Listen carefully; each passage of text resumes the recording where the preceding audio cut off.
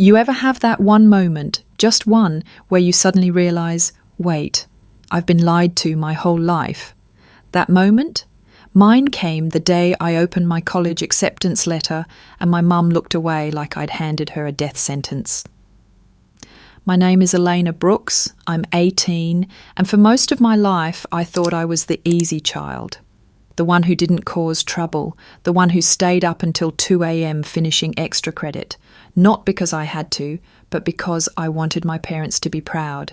They always said it, "You're the responsible one, Elena, the rock of the family." And I believed them. I grew up in a perfectly polished house in the suburbs, the kind with lemon-scented countertops, and a dad who grilled every Sunday. From the outside, we looked like the picture-perfect American family, but what people didn't see was how my older brother Dylan, Mr. Golden Boy, kept crashing and burning through every opportunity life handed him, and somehow always landed cushioned. He dropped out of college after a year, got fired from 2 jobs, dated girls who posted more about astrology than accountability. But my parents? Oh, they adored him. Dylan's just finding his path, my mum would say, even as he borrowed money that never got paid back. Me? I didn't complain.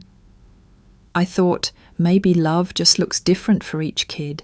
Maybe I don't need the fireworks to feel chosen. What mattered to me was getting into Berkeley. That was the goal since middle school. I'd been dreaming about that campus for years, the tree-lined walks, the old libraries, the feeling of earning my spot in something that wasn't handed to me. And when I finally got that acceptance letter in the mail, I thought, this is it, I did it, we did it. I say we because my parents had always promised that Grandpa's college fund was there. Safe and sound, they said. Your future is secured, sweetheart. So I waited until dinner to show them the letter, printed and sealed, right on our kitchen table. And that's when something changed. My mum blinked. My dad just sighed. A long, heavy sigh, like I'd just asked them for a yacht. And in that moment, before they even said the words, I felt it. That creeping, nauseating sense that maybe everything I'd trusted was about to fall apart. But I didn't know how deep the betrayal went yet, not then. I didn't know this would be the beginning of one of those revenge stories people binge on TikTok or Reddit at 2 a.m. I was still the girl who believed my family would catch me if I fell. And I was about to find out just how far they'd let me drop. I handed them the letter like it was gold, because to me it was. That Berkeley acceptance, it was years of missed parties, summer classes, tutoring kids for extra credit. It was proof that being the quiet one could still get you somewhere. My dad barely glanced at it. My mom held the paper like it might burn her fingers. Then came that sigh. Elena, there's something we need to tell you. I laughed a little, trying to play it off. What, you forgot to frame my acceptance? Don't worry, I'll do it myself. Silence. My dad ran a hand through his hair, suddenly interested in a spot on the table. The fund. It's gone. At first, I didn't understand. What do you mean, gone? We lost it, sweetheart. Market crash, bad investments. We didn't want to tell you during finals. We knew you'd panic. My mum reached over like she wanted to comfort me, but I leaned back. Something in her eyes didn't match the tone of her voice. It was rehearsed, like this scene had played out in front of a mirror one too many times. I asked how much was left. They said nothing. I asked when it happened. They said months ago. And then I asked the one question they didn't seem ready for. Why didn't you tell me? They paused, long enough to answer without saying a word. My mum finally said, we thought we'd figure something out. Maybe community college for a year, maybe online classes. The thing is, I didn't yell. I didn't cry. I just sat there, trying to breathe past the lump in my throat. Has anyone ever looked you in the eye and told you your future just evaporated, like it was a thing that could be misplaced? Because that was me, sitting at a kitchen table, wondering how two people could raise me for 18 years and still not think I deserved the truth. Honestly, I want to know, if this happened to you, would you have walked away right then, or would you have still tried to hold your family together? I didn't even know what I was supposed to feel. Anger, grief, shame. All I knew was everything I'd planned, every application, every essay, every SAT cram night, meant nothing now. That night, I went to bed fully dressed, lying stiff on top of the sheets, just staring at the ceiling. I didn't cry until the house went quiet. Then I broke, silently, the way girls like me are trained to do. And still, some part of me thought, they'll fix this. They have to. I had no idea this was only the beginning. It's strange how grief works. One day you're crying in the dark, and the next, you're just numb, like your body decided it can't afford emotions anymore. That's where I was. I stopped asking my parents about college. I didn't want more lies. Instead, I threw myself into survival mode. I emailed scholarship boards, started reselling clothes online, picked up extra shifts at the bookstore where I worked weekends. But something still didn't sit right. If we were so broke, why was my mum still getting her nails done every Friday? Why was Dad still golfing with his old business buddies every Sunday like nothing had changed? And then there was Dylan, my brother, the same guy who barely lasted a year in college and once asked me if economics was the one with triangles or the one with history. Suddenly, he was starting something big. Startup talk, entrepreneur energy, a website in progress. I overheard him on the phone one night saying things like investor deck and launch party. That's when the crack became a crater. One night, 3 weeks after the dinner, I came downstairs for water. It was around 1 a.m. The lights were off, but I heard voices drifting in from the backyard. I froze at the sliding glass door. Dad, Mum, Dylan, sitting around the fire pit like some Hallmark family moment, and they were laughing. I don't know what hit harder, the sound of their laughter or the words that followed. My mum took a sip of wine and said, "That app better work, Dylan. Draining Elena's fund for this? Worth it if you don't blow it." Then Dad chimed in, "She'll land on her feet. That girl always does. You, son, you needed this. We couldn't let you fall behind." My heart didn't drop. It didn't sink. It shattered, quietly. They hadn't lost the fund. They stole it, took what was mine and handed it over with a smile to the child they loved more loudly. All while I sold old sweaters on Facebook Marketplace to buy textbooks. I stood behind that curtain, fists clenched, chest hollow, not crying, just breaking. They saw me as a fallback plan, a dependable resource, a walking ATM with straight A's and no real needs. That night, something inside me shifted, not rage, not revenge, just clarity. I wasn't their daughter. I was an investment they cashed out. And I decided, no more asking, no more begging, no more believing. I had something they didn't know about. And I wasn't going to waste it trying to earn love that was never meant for me. The next morning, I didn't speak to anyone. Not because I was angry, though I was, but because I didn't trust what I'd say if I opened my mouth. There was this calm inside me, the dangerous kind, the kind that only comes after the last thread snaps and all the noise in your head just stops. I knew I couldn't fix what they did, but I could make sure they never touched what was left. So I opened my laptop, logged into the custodial investment account Grandpa had told me about during one of our weekend chess games, and moved every last dollar into a high-yield savings account at a bank they'd never think to check. I added a verbal passcode. Then I set alerts. If anyone so much as looked at that account sideways, I'd know. What they didn't realise was I wasn't broke.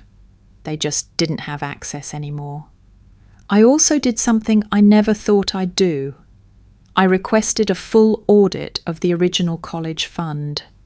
Turns out the account was technically co-owned by my parents because I was a minor when it was opened, but now I was 18, legal. And I had the right to freeze the account, to see every transaction, to stop them from using it as their personal piggy bank. Within 72 hours, their access was cut off. I didn't say a word. I just waited. 3 days later, my dad barged into my room waving papers. His voice was sharp, but there was fear underneath. "What did you do, Elena? Are you out of your mind?" I looked up from my laptop, calm as ever.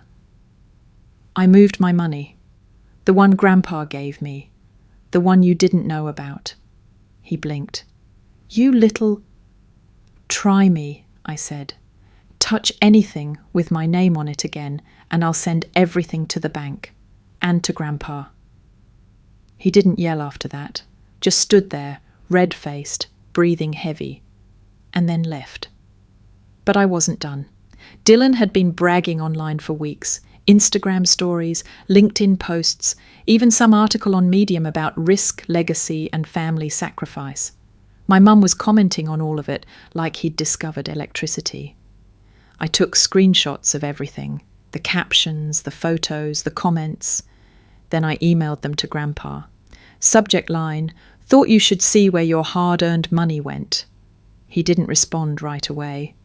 But when he did, it was short. "Thank you for telling me. I'll take it from here." And that was it. No fireworks, no screaming match, just chess pieces quietly shifting on a board they thought I never learned how to play. What they didn't realise was I'd been studying every move for years. Grandpa didn't yell. He didn't even call me right away. But when he did, his voice was colder than I'd ever heard it. Not angry, strategic. He said he'd just left his lawyer's office. My parents had tried to claim hardship damages, saying I cut them off from assets they were entitled to as co-guardians of the fund. But Grandpa wasn't just mad. He was surgical. He had already frozen all remaining shared accounts and opened a formal investigation into how the college fund had been accessed. The thing is, once investigators got involved, it didn't stay clean for long. They found emails between my parents and Dylan detailing how they knowingly redirected the money into his business. They even called it a calculated risk for the future of the family. That word, calculated, made me sick. But then came the part I wasn't ready for. As they pulled old records, a name popped up, Claire Brooks, my cousin, 22. Sweet, awkward, once dreamed of med school. She dropped out 2 years ago. Family gossip said she wasn't cut out for it. I believed it. Until I saw the transaction.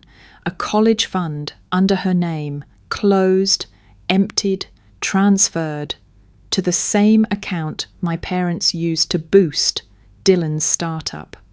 My hands went cold. I called Claire that night. Her voice cracked halfway through hello. She told me she never understood what happened. One day her parents told her she didn't get enough aid, and that was it. She quit, got a retail job, never looked back. When I told her what I'd found, she went silent. For a long, long time. Then she said, "So it wasn't just me." I thought, maybe I just wasn't worth the cost. And that broke me more than anything else. Because in that moment I realised this wasn't a one-time betrayal. This was a pattern, a system, a quiet decision to throw away the daughters they thought could handle it, to protect the son they believed deserved more. and I wasn't about to let them get away with it again.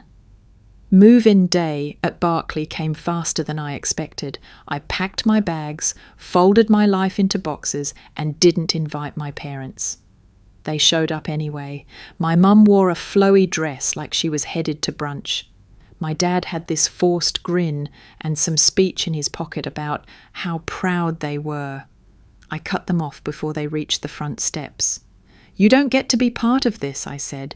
"You gave my future away and laughed about it. You lied. You watched me cry and said nothing." My mum's eyes welled up. My dad tried to speak, but I turned to Dylan, who stood awkwardly behind them. "I hope your dog food app crashes and burns." Then I got in the car with my best friend behind the wheel and didn't look back. That semester I built everything from scratch: new friends, a part-time internship at a publishing house, a routine that didn't revolve around anyone's approval but my own. Weeks later, I visited Grandpa over Thanksgiving. His home was quiet, warm. He didn't ask about my parents, and I didn't bring them up. Instead, he handed me a folder: trust documents, finalized estate papers, and a letter. Inside it, in his unmistakable handwriting, were 7 words that made everything inside me crack open. "You always had the strength. I saw it." I cried, not because I needed his money, but because someone had finally seen me, not as a backup plan, not as the dependable one, but as someone worth choosing first. Since then, I've cut contact. Dylan moved back in with my parents. The IRS got involved. The startup tanked. My mum shut down her blog after getting dragged online. My dad's job is under review. And me, I'm still standing. Stronger, quieter, whole. If you've ever been the one who kept it all together, who got overlooked because you were too strong to need help, I hope you know this. Being the strong one doesn't mean you should be the sacrificed one. Have you ever had to walk away from people who were supposed to protect you? Tell me in the comments, not for them to see, but for someone like us who needs to know they're not alone.